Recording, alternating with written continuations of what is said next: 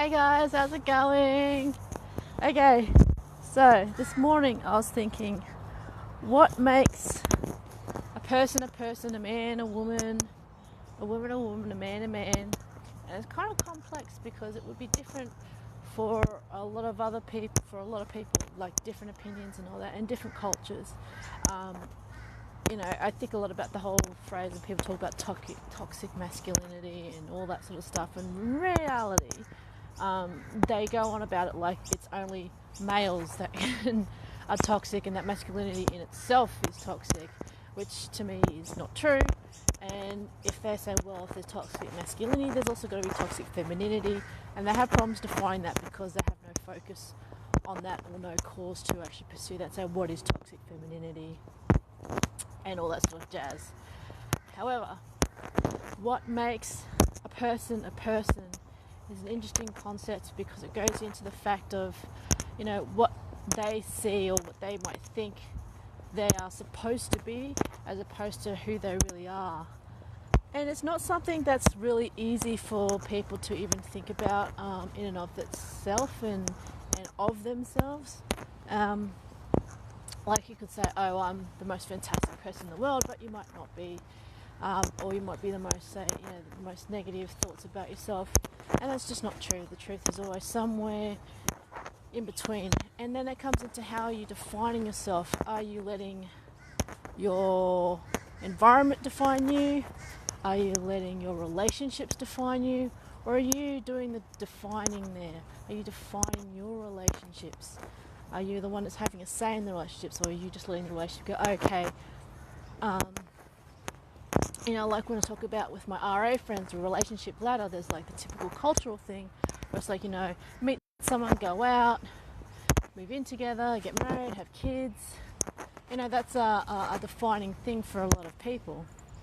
Now, that's also a stereotype, or what they would call a social construct these days. But are you letting the fact that you start going out with someone define the direction of your relationship, such as that, it's default that you're going to move in, it's default that you're going to get married, it's default that you have kids, because it's the expected thing to do? Or are you saying, no, you know what, that doesn't work for me, this other thing works for me? It's the same with, what makes you you? Are you defining that, or are you letting somebody else do that? Or are you letting other things in your culture do that to you? A lot of people go on about, alternative lifestyles, but there's also rules and expectations that come with, and stereotypes that come with alternative lifestyles as well. Example, quite a few questions I have is people say, can I get into BDSM because I'm not really into pain? I'm like, what makes you think that BDSM involves a lot of pain? Because a lot of the images out there have to do with things like spanking, corporal punishment, all that sort of stuff. So it doesn't have to be that way. It's how you want to define it. And for that, you're going to have to do your research, talk to people, experiment a little. And some people, they want the challenge of bringing out that thing, such as getting used to pain because it pleases somebody, and their main motivation is pleasing somebody.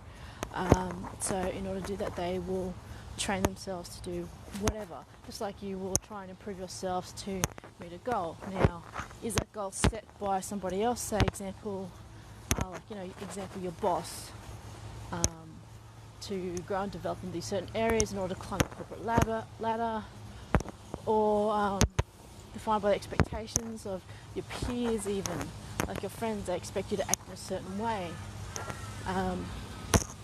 And it's a good and bad thing because, predictability. But the other thing is,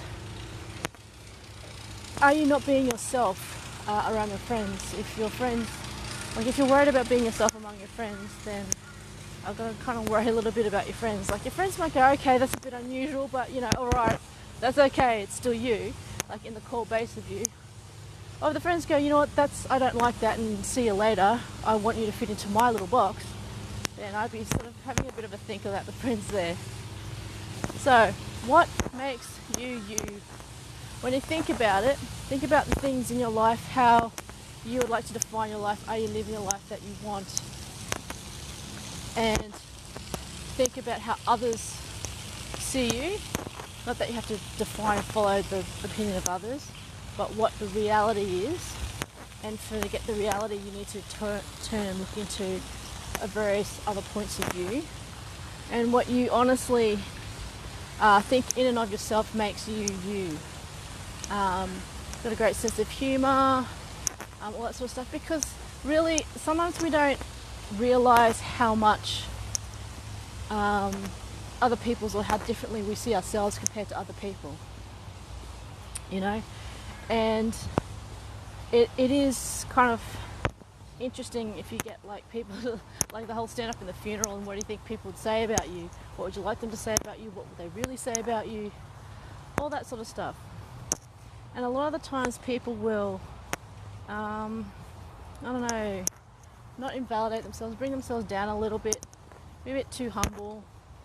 And sometimes when you're bombarded with all these images, these stereotypes with how these things should be in the movies and everything, you kind of lose track of that. And for people to be able to, I don't know, stand in the mirror looking at themselves, and this is something that I've encouraged some people to do, is like, if you stand naked in a mirror looking at yourself, like, oh no, I can't do that. So well, why not? No one's around you. That's just you there, you and the mirror. Morning. And sure, there's things about you that you would like to change. Sure, that's cool. But there's also always things about you that someone else thinks is fantastic and thinks is absolutely amazing. So, girls, guys, if you want, you can like go naked in front of the mirror, looking at myself and go, you know what, this is me, utterly and uniquely gorgeous. In whatever way, shape or form anyone defines that, this is how I am. I like my hair, I like my eyebrows, I like my eyes, I like my sense of humour, and that's a good thing. I like my, sense of dignity, or my principles, and you know, that's something I'm going to be faithful to and follow, and that's just me, you know. So what is it that defines you? What is it makes you you? Write it down if you want to. But also, every now and again, stand naked in front of that mirror and go, hey, look, this is me. Yeah, things like I could go to gym or maybe this and that. But you know, I have got something that's really good, and what's great. Find one thing that you like about yourself and go appreciate it. Physical, emotional, mental, social, whatever. It's about a little bit of self-appreciation there. And yeah, don't be rude, guys. Anyways, I'll see you guys. I'm going to meet someone for breakfast. Love yous.